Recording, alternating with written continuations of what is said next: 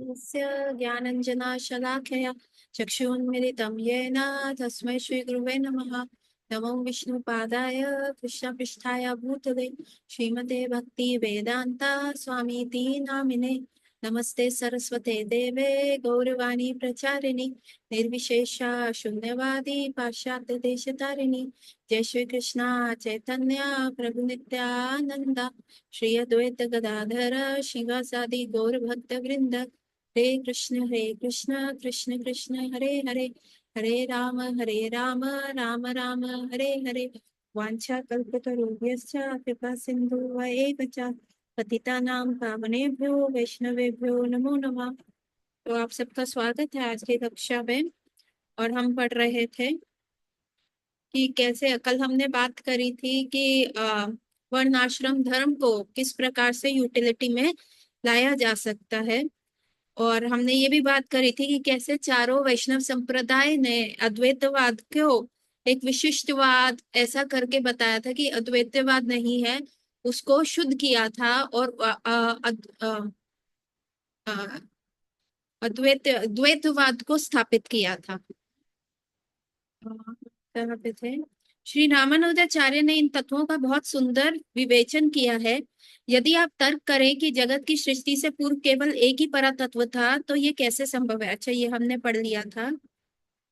हमें स्मरण रखना चाहिए कि भगवान का निजी सृजन कार्य, ये भी पढ़ लिया था। हाँ, वेदांत सूत्र के प्रथम सूत्र की व्याख्या करते हुए शंकर के अत्यंत अनुचित रूप से ब्रह्म की निराकार सिद्धि करने का प्रयत्न किया। साथ ही उन्होंने चतुरपूर्वक परिमाणवाद के स्थापन पर विवादनक की स्थापना करना चाहते थे। परातत्व वास्तव में परिवर्तन हित है। वास्तव में कोई भी परिणाम उनकी अचिंत्य क्रिया शक्ति का कार्य है। भाव ये है कि परम सत्य वह द्वयात्मक है। सत्य उत्पन्न होता है। लकड़ी के से आसन बनने पर कहा जाता है कि आसन लकड़ी का परिणाम हुआ। परातत्व ब्रह्म नित्य है तथा उससे उत्पन्न जीवात्मा अथवा जगत उस परातत्व का परिणाम है। ये दूध से दही बनने जैसा है। इस प्रकार यदि हम संसार में जीवों का अध्ययन करें तो लगता है कि परातत्व से भिन्न नहीं है, किंतु वैदिक शास्त्रों के अनुसार ज्ञात होता है कि परातत्व की विभिन्न शक्तियां हैं तथा जीव और जगत उन शक्तियों का भी अभिव्यक्ता है। शक्तियां शक्तिमान से भिन्न नहीं है, अतः जीव और जगत परातत्व के अंश है। अंश अविभाज्य सत्य है। परम सत्य तथा द्वय आत्मा सत्य संबंधी ये निष्कर्ष किसी भी स्थापित मनुष्य को स्वीकारना होना चाहिए कि हम भगवान से आए हैं और हम भगवान क्यों नहीं है। ये प्रश्न किया जा रहा है कि हम अगर यदि भगवान से आए हैं तो फिर हम क्यों भगवान नहीं बन सकते। तो इसके उत्तर में क्या बोला जा रहा है कि हम भगवान से आए हैं, लेकिन ये वैसे ही है जैसे दूध से दही बन सकती है, लेकिन हम भगवान नहीं बन सकते क्योंकि दही दूध नहीं है। सो इस चीज को स्थापित किया जा रहा है। सो हम देखिए हमारा ओरिजिन है। जैसे हम चेयर को देखते हैं और चेयर किससे बनी है, लकड़ी से बनी है, तो हम बोल सकते हैं अरे ये किसी पेड़ से आई है, पेड़ से लकड़ी मिली, लकड़ी से चेयर मिली। तो इसका मतलब ये नहीं है कि ये सिर्फ चेयर ही थी और लकड़ी नहीं थी। तो उसी प्रकार से जीव हम आए हैं तो इसका मतलब भगवान है, परमात्मा है जिनके थ्रू हम आए हैं। लेकिन हम परमात्मा क्यों नहीं है, क्योंकि दही भी दूध से बनती है लेकिन दही जो है वो दूध नहीं है। तो ये जो परातत्व की बात करी जा रही है यहाँ पे, वो ठाकुर जी के बारे में ही बात की जा रही है, भगवान के बारे में ही बात की जा। परातत्व की अचिंत्य शक्तियां, ये जगत प्रकट हुआ है अर्थात परातत्व की मूल तथ्य है। जीवात्मा जगत उससे उसका परिणाम है। जो भगवान में इतनी सारी शक्तियां हैं कि वो कुछ भी कर सकते हैं, तो इसीलिए उन्होंने ये मटेरियल वर्ल्ड भी बनाया है और जीवात्माएं भी हैं। और ये उन्हीं का परिणाम है कि परातत्व कितना ज्यादा शक्तिशाली है। तैत्तिरीय उपनिषद में स्पष्ट उल्लेख है, यतो वा इमानी भूतानि जयन्ते। परातत्व सब तत्वों का मूल उद्गम है तथा ये प्राकृतिक जगत और उसके जीव उन्हीं तत्वों से निर्मित हुए हैं।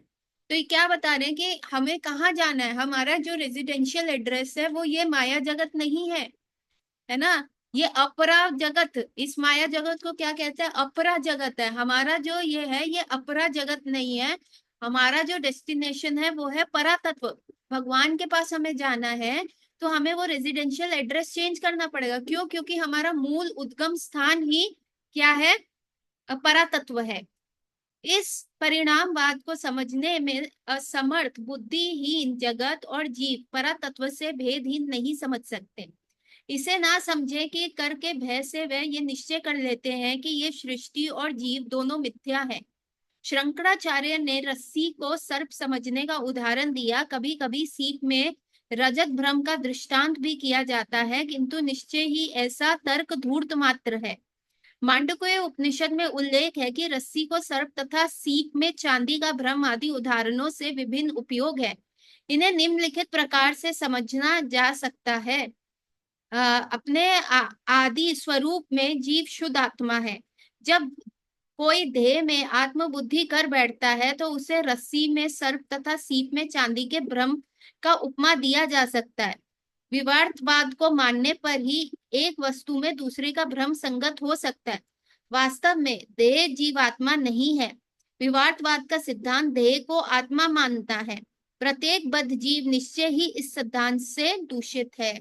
तो शंकराचार्य ने क्या कहा कि भाई ऐसा है कि अ, शंकराचार्य ने क्या कहा कि हम जो इस संसार में आते हैं तो ये संसार जो है मिथ्या है, ये संसार झूठा है।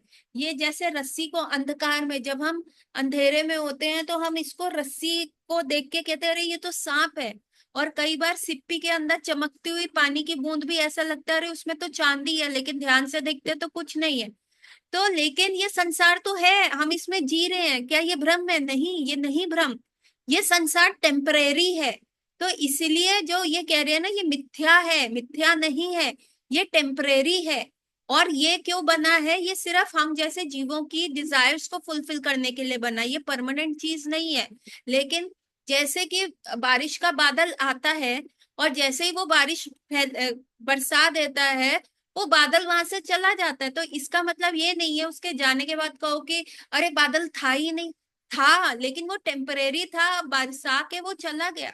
तो शंकराचार्य ये कहते हैं कि अरे ये जगत जो है मिथ्या है। जैसे हम जब अंधकार में होते हैं, जब हम अविद्या में होते हैं या जब हम माया में होते हैं, तो माया रूपी अंधकार में जो रस्सी पड़ी हुई होती है वो हमें सर्प के समान दिखती है, सांप जैसी दिखती है। लेकिन जब वो रस्सी जब हमें हम हम देखते हैं, जब हमारे को विद्या आ जाती है, माया का आवरण हट जाता है, तो वो रस्सी हमें दिख जाती है। लेकिन यहाँ पे वैष्णव फिलॉसफी ये कहती है कि नहीं, ये सिर्फ उनके लिए होता है जो इस देह आत्मा को देह मानते हैं, देह और आत्मा में भेद नहीं करते। हमें क्या करना है? हमें इस संसार को यूज करके इस संसार से बाहर निकलना है। और क्योंकि हम एक चीज को यूज कर रहे हैं तो वो मिथ्या नहीं है, वो टेम्परेरी जरूर है, वो एक साधन जरूर बन सकती है ना। तो ये बताया जा रहा है जीव की बद अवस्था उसकी रोगी दिशा है। जो हम बद है, जो हम अपने देह और आत्मा में भेद नहीं कर पा रहे, हम अपने शरीर को ही मैं मान रहे हैं, ये है, ये जो है ये वो बद अवस्था है कि अब ये शरीर क्या है? ये तो नश्वर है और हम इसको ही पूर्ण चीज मान रहे हैं। तो ये उपमा आ सकती है, अरे सीप में सिल्वर है, मतलब सिल्वर क्या है? ये हमारा देह ही सब कुछ है। तो हमें क्या करना है? पूरा जीवन देह के बारे में ही सोचना है। तो ये जो बद अवस्था है, जो बॉडीली कंडीशन है, ये एक रोग के समान है। आदि स्वरूप में जीव तथा इस सृष्टि का ईश्वर भगवान श्री कृष्ण की अचिंत्य शक्तियों को भूल जाने पर भ्रमित विचार एवं तर्क मनुष्य पर अधिकार कर सकते हैं। प्राकृतिक जगत में भी अनेक उदाहरण है। सूर्य अति प्राचीन काल से अनंत ऊर्जा का प्रादुर्भाव कर रहा है, उससे कितने ही परिणाम होते हैं, फिर भी सूर्य के ताप और ऊष्मा में कोई विकार नहीं होता। प्राकृतिक पदार्थ सूर्य यदि इतने पदार्थ उत्पन्न करने पर भी अपना मौलिक ताप बनाए रख सकता है, तो परातत्व के लिए अपनी अचिंत्य शक्ति से अनेक पदार्थ का निर्माण करने के भी स्वयं परिवर्तन रहित रहना क्या कठिन है। अतः परातत्व के संबंध में वृतांत का प्रश्न ही नहीं उठता। तो ऐसा कहा जाता है कि जैसे कि भगवान से इतने, हमने ईशो उपनिषद का जो वो श्लोक का मैंने पीछे उदाहरण दिया था 2-3 दिन पहले, जो हम स्पिरिचुअल मैथ्स कह रहे थे, 1 - 1 इज ऑल्सो 1, है ना। जबकि अगर हम लिखें कि अगर आपके पास एक आम है और वो आम ले लेती हूँ, तो आपके पास कितने आम बचे? 0 हो गया। लेकिन स्पिरिचुअल मैथ्स क्या है कि 1 - 1 इज ऑल्सो 1। कि भगवान में से इतनी सारी आत्माएं निकल रही हैं, भगवान में से इतने सारी सृष्टि का सृजन हो रहा है, ये भौतिक जगत अनंत कोटि ब्रह्मांड ऐसे बन रहे हैं। और उन ब्रह्मांडों के अंदर क्या है, अनंत कोटि जो ब्रह्मांड चल रहे हैं, उन ब्रह्मांडों के अंदर अनंत कोटि जीव है। और ये सबका उद्गम स्थान क्या है? भगवान से आ रहे हैं। तो इसका मतलब भगवान कम होते जा रहे हैं? थोड़े होते जा रहे हैं? नहीं। क्योंकि अगर हम इस भौतिक एग्जाम्पल भी देखें तो सूर्य है, सूर्य कितनी अपनी किरणें डालता है, सूर्य कितना अपना ताप दे रहा है, जिसकी वजह से फसलें बनती हैं, जिसकी वजह से पौधे बढ़ते हैं। तो सूर्य इन सबके सृजन का कारण है। तो क्या सूर्य का ताप और उसका जो अस्तित्व है वो कम होता जा रहा है? नहीं। जब सूर्य का अस्तित्व इतने सालों, अनंत कोटि सालों से वो इस पूरी धरती पे पेड़ पौधों के सृजन का कार्य कर रहा है और वो कम नहीं हो रहा, तो फिर परातत्व जो भगवान है उसमें से ये पूर्ण सृष्टि, सूर्य, चंद्रमा और सारे जीव बन रहे हैं, वो कम नहीं हो रहे। तो इसमें अचंभित करने वाली क्या बात है? वैदिक शास्त्रों में चिंतामणि का उल्लेख है, जो स्पर्श मात्र से लोहे को सोना बना देती है। सोने को अनंत राशि बनाने पर भी उसमें स्वयं कोई परिवर्तन नहीं होता। अज्ञानता अज्ञान अवस्था में ही कोई इस मायावादी निष्कर्ष को मान सकता है कि ये सृष्टि समूह मिथ्या है। स्वस्थ चित्त मनुष्य पूर्ण परातत्व पर अविद्या और माया का आरोप नहीं करेगा। उसमें परिवर्तन, अविद्या अथवा माया की कोई संभावना नहीं है। परम ब्रह्म माया में से परे प्राकृतिक धारणाओं से विलक्षण है। परातत्व सब प्रकार की अचिंत्य शक्ति रखता है। श्वेतोपनिषद में उल्लेख है कि परातत्व की अचिंत्य शक्तियों से पूर्ण है, किसी दूसरे के पास वे शक्तियां नहीं है। परातत्व की शक्तियों से भ्रमित ज्ञान से ही कोई परातत्व को मिथ्या रूप में निरंकार मान सकता है। भयंकर रोगी जीव को इस भ्रम निश्चय का अनुभव होता है। श्रीमद् भागवतम में भी इस आशय में अनेक उल्लेख है कि परमात्मा श्री भगवान अचिंत्य असंख्य शक्ति संपन्न है। ब्रह्म सूत्र में भी है कि भगवान श्री कृष्ण की विविध अचिंत्य शक्तियां हैं। वो ये ना समझे कि परातत्व में भी अविद्या की संभावना है। अविद्या एवं विद्या इस द्वैत व जगत संबंधी धारणाएं हैं। परातत्व में ऐसा कोई द्वैत नहीं है। परातत्व में ऐसा कोई द्वैत नहीं है। परातत्व को अविद्या छिन्न मानना मूर्खता है। यदि परातत्व अविद्याग्रस्त हो सकता तो वह परम कैसे कहा जा सकता है? परातत्व की अचिंत्या को जानने के लिए द्वैत के प्रश्न का समाधान हो सकता है, क्योंकि द्वैत का कारण परातत्व की अचिंत्य शक्ति है। परातत्व स्वयं परिवर्तनहीन रहने पर भी अपनी अचिंत्य शक्तियों से सारे जीव समूह सहित इस सृष्टि की रचना करता है। उसी प्रकार जैसे स्वयं विकृत हुए बिना स्पर्शमणि अपरिमित मात्र में स्वर्ण बना सकती है। परातत्व ऐसी शक्तियों से युक्त है, इसलिए अविद्या के गुण उसमें संबंधित नहीं हो सकते। परातत्व का यथार्थ विलास उसी की अचिंत्य शक्तियों का कारण है। वस्तुतः यह निश्चय किया जा सकता है कि ये सृष्टि उनकी अचिंत्य शक्तियों का ही एक कार्य है। यदि हम परम ईश्वर भगवान श्री कृष्ण की अचिंत्य शक्तियों को स्वीकार कर लें तो पाएंगे कि द्वैत है ही नहीं। भगवान श्री कृष्ण की शक्तियों का प्राकट्य उनके सामान्य सत्य है। परम शक्ति के प्रकाश में परिवर्तन का प्रश्न ही नहीं उठता। वही उदाहरण फिर दिया जा सकता है। अपरिमित स्वर्ण बनाने पर भी स्वर्ण मणि अविकृत रहती है। अतएव कुछ ऋषियों से सुनते हैं, इस परातत्व इस सृष्टि का निर्मित कारण है। तो यहाँ पे क्या बताया गया है कि जो भगवान है, जैसे एक पारसमणि होता है, वो किसी भी लोहे की मेटल के पदार्थ को टच करके उसको सोने में परिवर्तित कर देता है, परंतु उस पारसमणि में कोई भी चेंज नहीं आता। उसी प्रकार भगवान ये पूरा संसार बना देते हैं, लेकिन उनमें कोई परिवर्तन नहीं आता। क्योंकि उनमें कोई परिवर्तन नहीं आता, तो ये सोचना कि भाई, और ये सोचना कि भगवान जो है अविद्या के उसमें है, अब अविद्या के जाल के ऊपर में घिरे हुए हैं, ये बेवकूफी है। क्योंकि भगवान में तो कभी परिवर्तन आता ही नहीं। भगवान कृष्ण चाहे वराह बन के आए, चाहे राम बन के आए, चाहे कुछ भी आए, उनमें कोई कभी परिवर्तन ही नहीं है। उनके ऊपर कोई अविद्या ही नहीं है। ही ऑलवेज रिमेम्बर। जैसे भगवान राम हालांकि पुरुष मर्यादा पुरुषोत्तम का रोल निभा रहे थे, और जब वो समुद्र के पास जाके तपस्या करते 3 दिन के लिए कि हमें रास्ता दो, हमें जो है लंका जाना है, और समुद्र जो है रास्ता नहीं देता, तो भगवान राम क्रोधित हो जाते। आप कभी जाओ किसी बीच के ऊपर और वहां समुद्र होगा, भाई हमें रास्ता दो, हमें अपनी जीप निकालनी है, मैं 3 दिन तक तपस्या कर रहा हूँ और समुद्र नहीं देता, तो आप क्रोधित होएंगे? नहीं, आपको आपका तो बस ही नहीं चलेगा। तो भगवान राम वहां क्रोधित हो जाते हैं, और उनकी जैसे ही आईब्रो ऊपर उठती है, उसी समय समुद्र जो है डरते डरते उनके समक्ष आ जाता है कि भाई ये गलती हो गई। तो भगवान कभी नहीं भूलते कि वो भगवान है ना। एंड सेम वे सुग्रीव भी जो होता है, वो कहता है आप जो है इसको विभीषण को अपने कैंप में ले रहे हो, तो ये तो गलत है ना, ये तो हमारे सारे राज बता देगा। वैसे ही मेरी सेना वानर है, और वो राक्षस है, और वो मायावी है, और तो और मेरी सेना तो पहले ही उनके पक्ष में कमजोर है, और फिर तो ये तो आत्महत्या करने वाली बात है अगर ये भी सारे जाके राज बता देगा।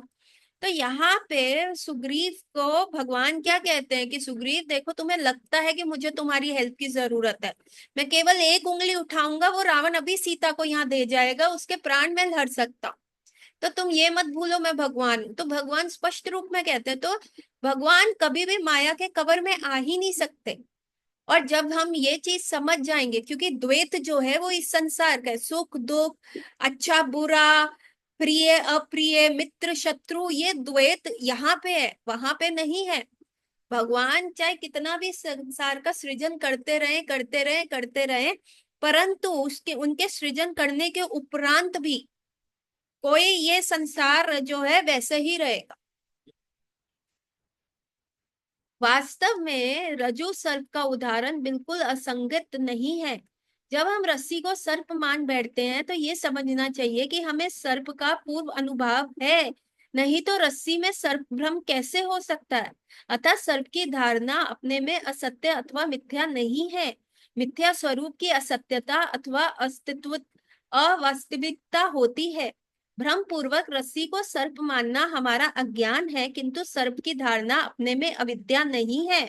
मरुस्थल में मृग तृष्णा को जल मानना मिथ्या है, परंतु जल मिथ्या नहीं है। इस प्रकार इस सृष्टि मिथ्या नहीं है, जैसे शंकराचार्य ने कहा। वास्तव में यहाँ कुछ भी असत्य नहीं है। अपनी अविद्या के कारण हम मायावादी संसार को मिथ्या कहते हैं। वैष्णव दर्शन के निष्कर्ष में ये सृष्टि भगवान की अचिंत्य शक्तियों का परिणाम है।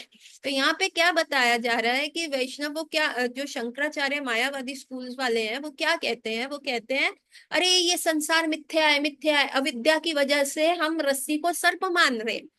तो यहाँ पे वैष्णव क्या कह रहे हैं कि अच्छा आप उसको सर्प मान रहे हो, लेकिन सर्प का भी तो अलग अस्तित्व है। आप रस्सी को सर्प मान रहे हो, तो इसका मतलब पहले आपने सांप को भी तो देखा हुआ होगा, उसका भी तो अस्तित्व है।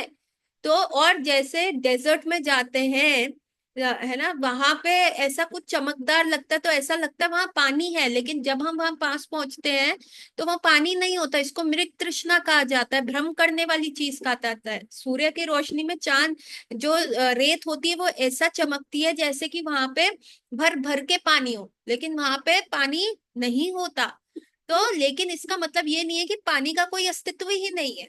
तो जो ये लोग कहते हैं कि ये मिथ्या है, हम इस संसार को झूठ, ये संसार झूठा है, जैसे रस्सी को सर्प मान लेना, लेकिन सर्प का भी तो अपना एक रूप है, सर्प की भी तो एक अपनी एक उसका आकार है, वो मिथ्या नहीं है। तो वैष्णव क्या कहते हैं कि हाँ उसको मानना गलत है, लेकिन इसका मतलब ये नहीं है कि सांप होते ही नहीं, सांप होते हैं, है ना। इस हम भी क्या कहते हैं, ये मिथ्या है, मिथ्या है, इसको त्याग दो। नहीं, हमें क्या सिखाया जा रहा है, त्यागो नहीं, इसका यूज करके इसको सीढ़ी बना के ऊपर चलो, है ना। क्या क्या बोला जाता है, कितने सारे लोग कहते हैं अरे मनी नहीं चाहिए, अरे नहीं स्त्री नहीं चाहिए, हम तो ऐसे रहेंगे, हम तो जंगलों में जाके भजन करेंगे, कुछ भी करेंगे, अकेले एकांती भजन करेंगे, और ऐसा होगा।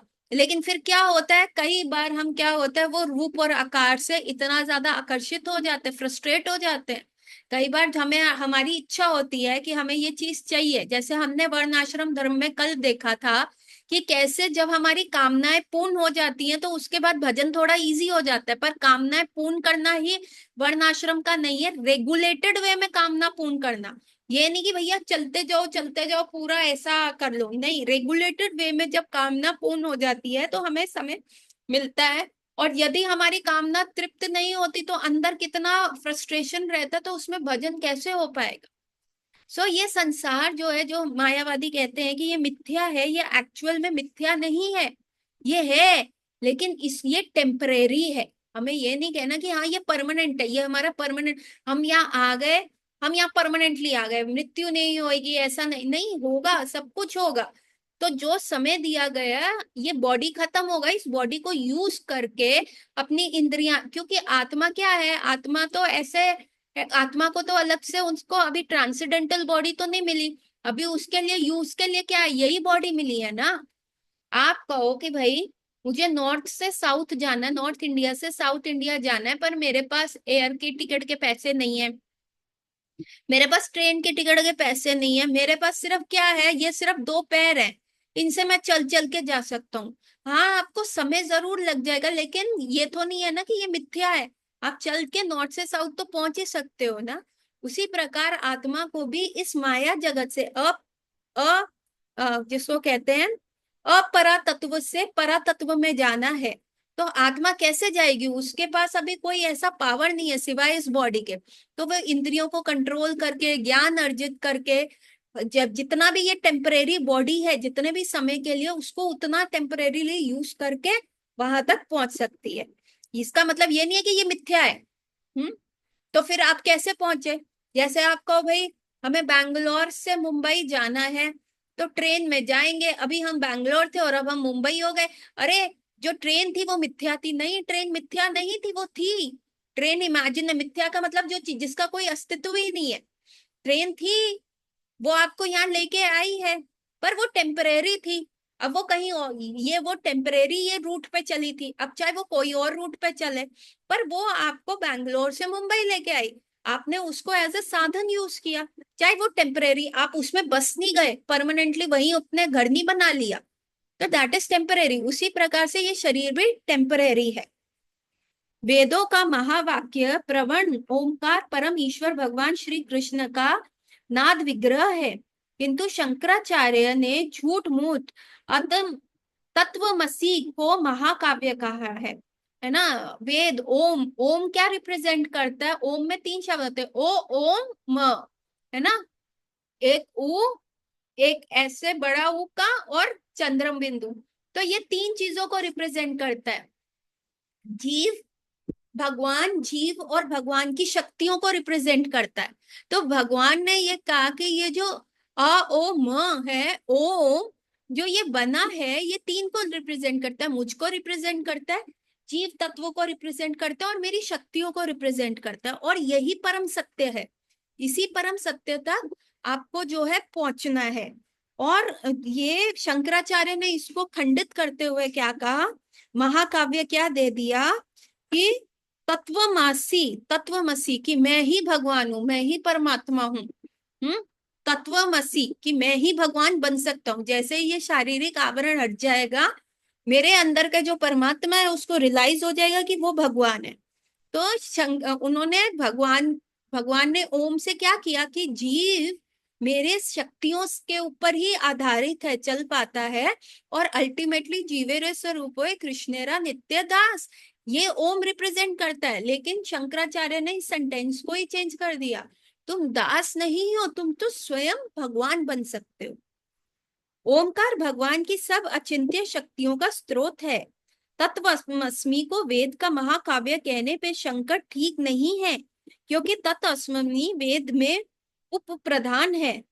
तत्वस्मि भगवान का आंशिक प्रकाश मात्र है। भगवत गीता में भगवान श्री कृष्ण ने उनके स्थलों पर ओमकार की महिमा का गान किया है। इसी प्रकार अर्थवेद तथा मांडुक्य उपनिषद में ओमकार की महिमा है। भगवत संदर्भ में जीव गोस्वामी कहते हैं, ओमकार भगवान श्री कृष्ण का सबसे गोपनीय नाद विग्रह है। भगवान श्री भगवान नाम श्री भगवान के तुल्य है। ओमकार अथवा हरे कृष्ण कृष्ण कृष्ण हरे हरे, हरे राम राम हरे हरे के उच्चारण से जीव संसार के संगर्ग दोष से मुक्त हो सकता है। बद्ध जीव का उद्धार करने वाला इस नाम ध्वनि को तारक कहते हैं। ये निश्चय ही सत्य है कि भगवान नाम ध्वनि श्री भगवान के तुल्य है। नारद पंचात्र में पुष्टि है, बद्ध जीव के नाम उच्चारण करने पर भगवान श्री कृष्ण स्वयं उसकी जीवा पे विराजमान हो जाते हैं। मांडुक्य उपनिषद में भी कहा है कि ओमकार के उच्चारण से सारा प्राकृतिक जगत वैकुंठ दिखने लगता है। वैकुंठ दृष्टि में ओमकार अथवा ओम के अतिरिक्त अन्य कुछ भी नहीं है। दुर्भाग्यवश शंकर के ने महाकाव्य ओम को त्याग कर स्वेच्छ में तत्वास्मिक महाकाव्य मान लिया। प्रमुख ध्वनि को त्याग कर और अप्रधान ध्वनि को स्वीकार कर उन्होंने शास्त्र को मूर्धन्यार्थ को अपने लक्ष्यार्थ के लिए त्याग दिया। श्रीपाद शंकराचार्य ने पुरुष वेदांत सूत्र में वर्णित कृष्ण भक्ति को मुख्य अर्थ के स्थान पर अपना लक्ष्यात्मक अर्थ करके आच्छादित कर दिया है। संपूर्ण वेदांत सूत्र को स्वयं प्रमाण माने बिना उनके अध्ययन का कोई लाभ नहीं। वेदांत सूत्र का मन माना अर्थ करना स्वयं प्रमाण वेदों से सबसे बड़ा उपकार है। सो यहाँ पे क्या बताया गया है कि Omkar is as much powerful कि which can give us liberation.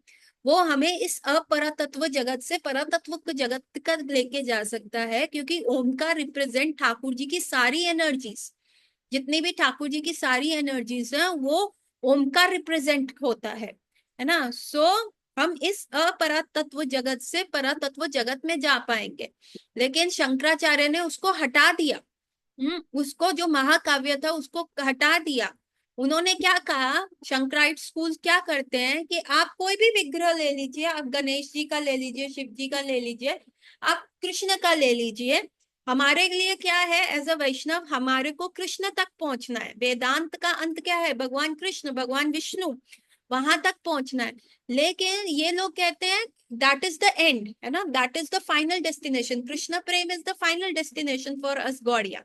लेकिन इन्होंने क्या किया, शंकरवादी स्कूल वालों ने क्या किया, आप कोई भी विग्रह ले लीजिए, कृष्ण ले लीजिए, गणेश जी ले लीजिए, एनी, आप उसको बस दैट इज माध्यम।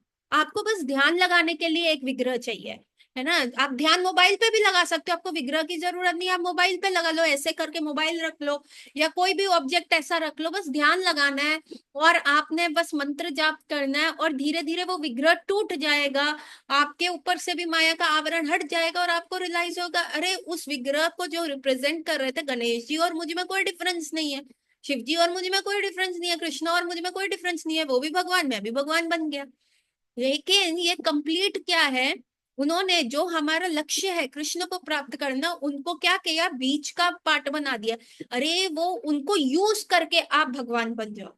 तो ये टोटली एब्सोल्युटली रॉन्ग है ना।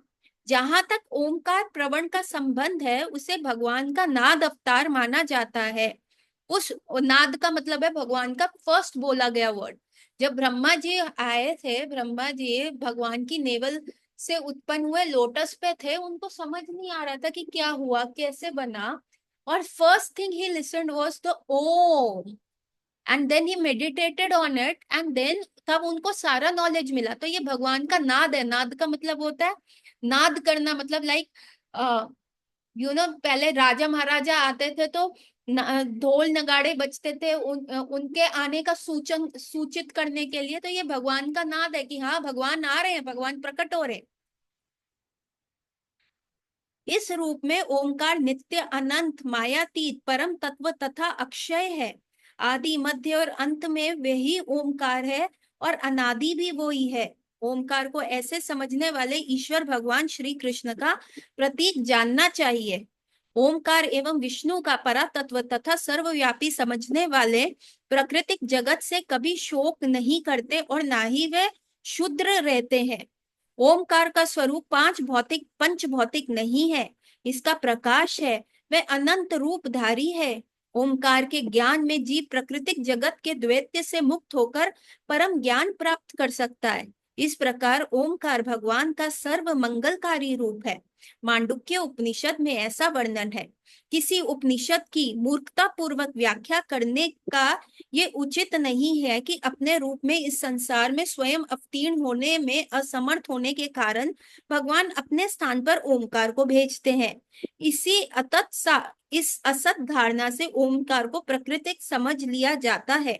परिणाम में ब्रह्मवश ओमकार भगवान के केवल प्रतीक मात्र के रूप में पूज्य है। वास्तव में ओमकार और भगवान कृष्ण के किसी भी दूसरे अवतार जैसा है। भगवान के असंख्य अवतार हैं और ओमकार उनमें से एक है। जैसे श्री कृष्ण ने भगवत गीता में कहा है, ध्वनियों में मैं ओम हूँ। इसका अर्थ हुआ कि ओमकार श्री कृष्ण से अभिन्न है, किंतु निरंकारवादी भगवान श्री कृष्ण से अधिक ओमकार को महत्व देते हैं।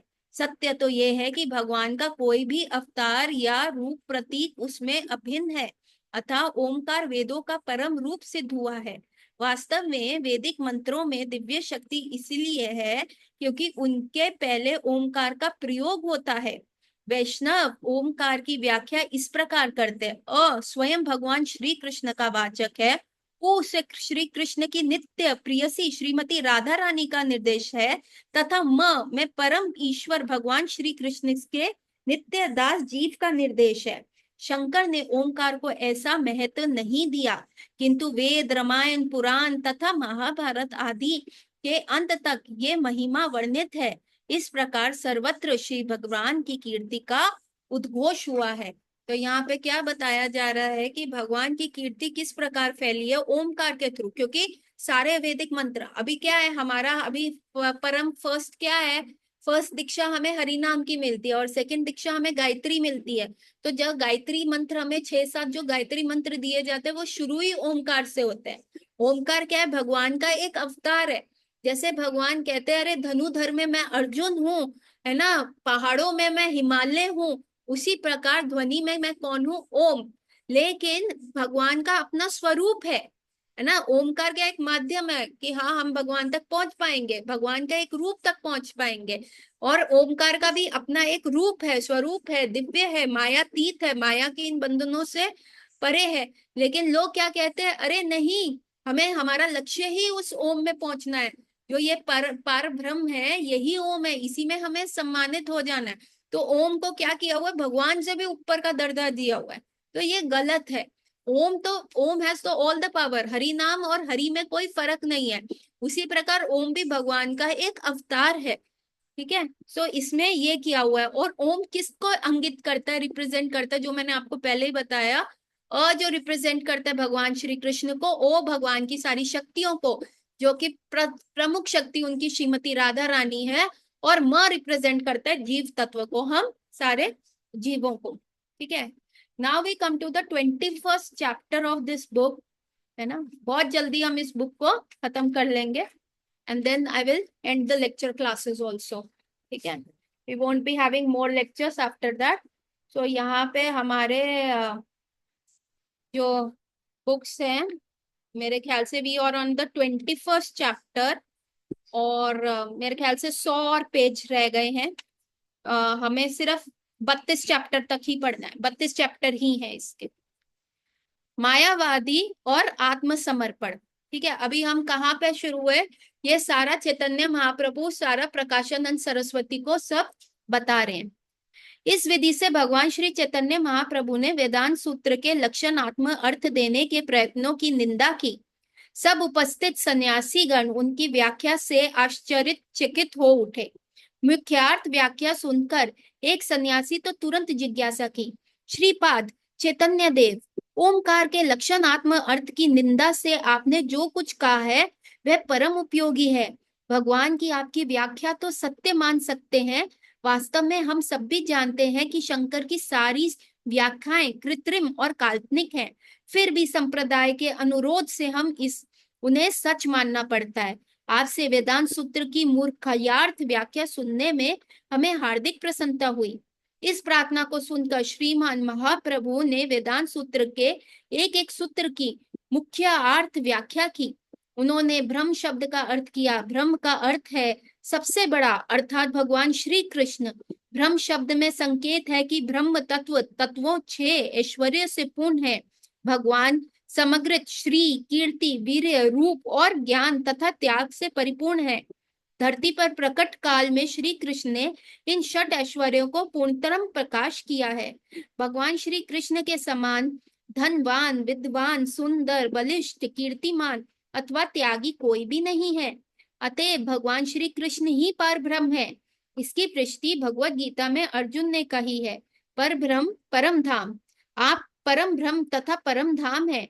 इस प्रकार ब्रह्म से ब्रह्मोत्तम तत्व निर्देश्य है, जो भगवान श्री कृष्ण ही हो सकते हैं। परम ब्रह्म होने से वे परातत्व के आश्रय हैं। उनके ऐश्वर्य, श्री, बल, यश, ज्ञान, त्याग एवं रूप के प्रकाश सर्वथा मायातीत है। सब वैदिक मंत्र और सूत्र निर्देश करते हैं कि उनसे संबंधित संपूर्ण वस्तु भगवत स्वरूप तथा मायातीत है। वेद में ब्रह्म शब्द में सर्वत्र भगवान श्री कृष्ण की निर्दिष्ट है। बुद्धिमान ब्रह्म शब्द में तुरंत श्री कृष्ण नाम का अर्थ लगाते हैं। तो यहाँ पे क्या बताया जा रहा है कि अभी ये सारे जो प्रकाशानंद सरस्वती के अंडर जो शंकराइट स्कूल के थे, उन्होंने कहा हाँ हाँ हम भी मानते हैं कि जो ये कुछ शंकराचार्य की व्याख्या है हमसे समझ में नहीं आती, पर लेकिन क्योंकि हम उस संप्रदाय में है, वी कैन नॉट क्वेश्चन। हमें बोला जाता है नहीं नहीं ऐसे क्वेश्चंस मत करो, ऐसे मत बोलो, ऐसा नहीं करना चाहिए, है ना। लेकिन आपके मुख से सुन के हमें बहुत अंदर से तसल्ली मिल रही है कि आपने कितना अच्छे से हमें एक्सप्लेन किया कि हम कहाँ पे एरर कर रहे थे। तब उन्होंने कहा आप लोग कहते हैं ब्रह्मास्मि, चैतन्य महाप्रभु ने कहा ब्रह्मास्मि आप कहते हैं, तो ये ब्रह्मास्मि का ब्रह्म जो है ये ब्रह्म ज्योति को रिप्रेजेंट नहीं करता। ब्रह्म का मतलब होता है द टॉप मोस्ट ऑब्जेक्ट, सबसे ऊपर। और सबसे ऊपर कौन है? भगवान श्री कृष्ण है। और भगवान श्री कृष्ण में 6 ऐश्वर्य हैं सर, उनमें ही सबसे ज्यादा सुंदर, ही सबसे ज्यादा बलवान, सबसे ज्यादा जिसको कहते हैं इंटेलिजेंट, इज अ रिनंसिएंट, सबसे ज्यादा वेल्दी वो है। और तो और वो सबसे ज्यादा फेमस है उनकी। तो ये जो 6 ऐश्वर्य जब एक व्यक्ति विशेष में हो जाता है उसको भगवान कहा जाता है। तो यदि कोई बुद्धिमान व्यक्ति होगा वो ब्रह्म का अर्थ ये नहीं समझेगा कि अरे हम ब्रह्म ज्योति में लीन हो रहे हैं। वो ब्रह्म का अर्थ क्या समझेगा? अरे ये भगवान कृष्ण को अंकित करता है और हम क्या है? उनके दास है। सो ऐसा चैतन्य महाप्रभु ने बोला। भगवान श्री कृष्ण माया के गुणों से परे हैं। वो इस संसार के जितने भी त्रिगुणित माया है उससे वो परे हैं, किंतु साथ ही वे सारे देव गुणों से संपन्न है। परातत्व को निरंकार मानना उनकी दिव्य शक्तियों को ना मानना है। जो निर्विशेष ब्रह्म शक्ति को तो मानते हैं पर भगवान को नहीं मानते, वह परम सत्य के पूर्ण रूप को स्वीकार नहीं करते।